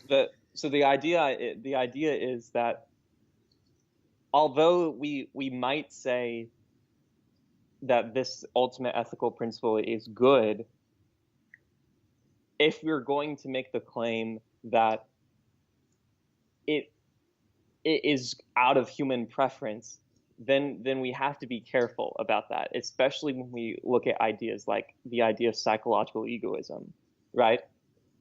And the reason I say this is because for evidence of making this claim, we can look to actual human behavior, right? Because naturally we act and indulge our preferences, right? But as evidenced by the world today and human actions and everything, all of the bad in the world, we don't act in accordance with this ultimate ethical principle, even though we say that this principle is out of human preference.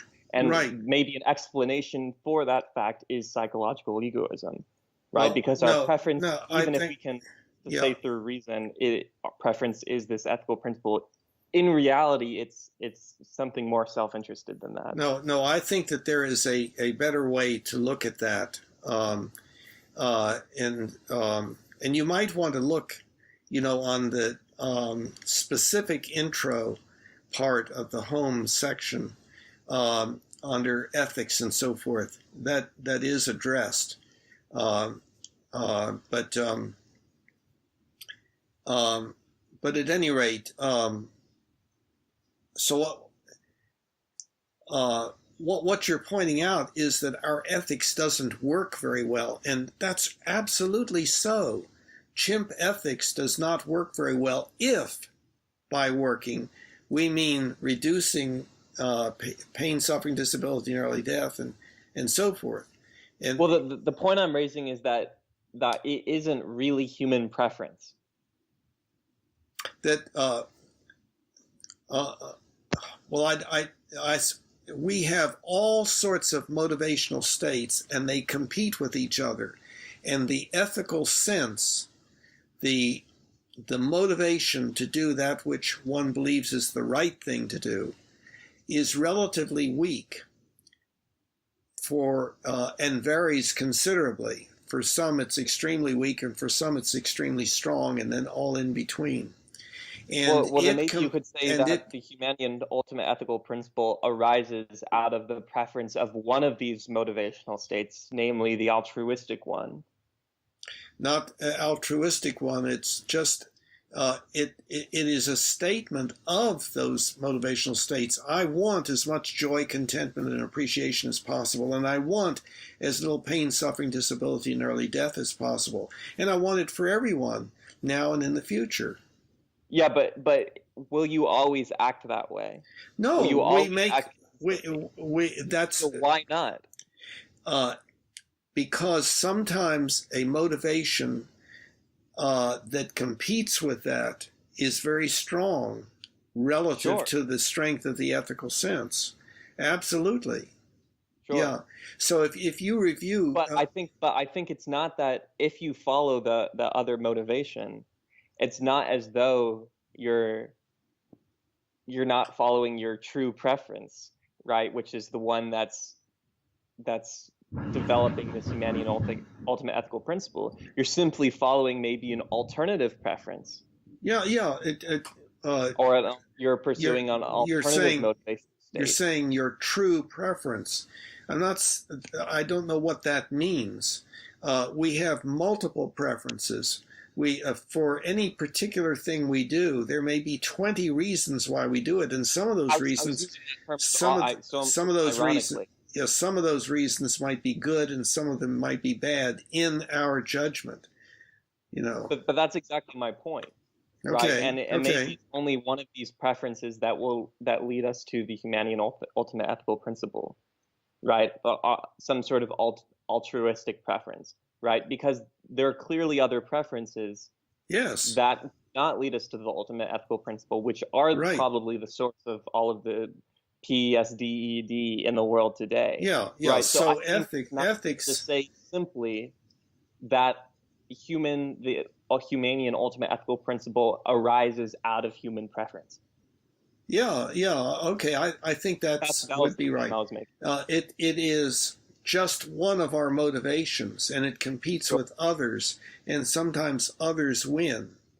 And so working on increasing our the precision and strength of our ethical beliefs, principles, rules of conduct, and so forth, and our ethical sense, the commitment, the feeling like, if I think it's right, of course I'm going to do it. If I think it's wrong, no, not going to do it. Or, well, it may be wrong, but everybody does a little bit of wrong, so why get all upset about it? Well, of course, now we run into a problem though, because I earlier in the conversation, I think I asked you, like, where does the Humanian Ultimate Ethical Principle arise? Right? Where? And what do you mean by where? Like, from where? From or where? Like, by what justification? There's no justification for it. If you read about that, read about the ultimate ethical principle and legitimization of ethical beliefs. That's in the specific intro part of the home section. But we were going to conclude. Okay. Yeah. And then take up fresh. Sure. Do you have some kind of estimate as to when you might be available next? Next, sometime during the week next week should be okay. Sometime during this coming week? Okay, I'll get in touch with you and we'll work it out. Yeah. Okay, well, this has been great. I really appreciate your challenging and everything. And don't forget to check out the belief manual. That's one of the greatest things you could do, in my estimation. Okay. I'll try to get to it this weekend. Okay, great. Take care. Or at least before Tuesday. Good. Okay. Take care. Bye-bye. All right, bye-bye.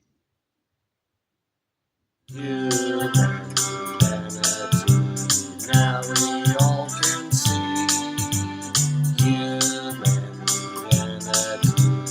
how much better we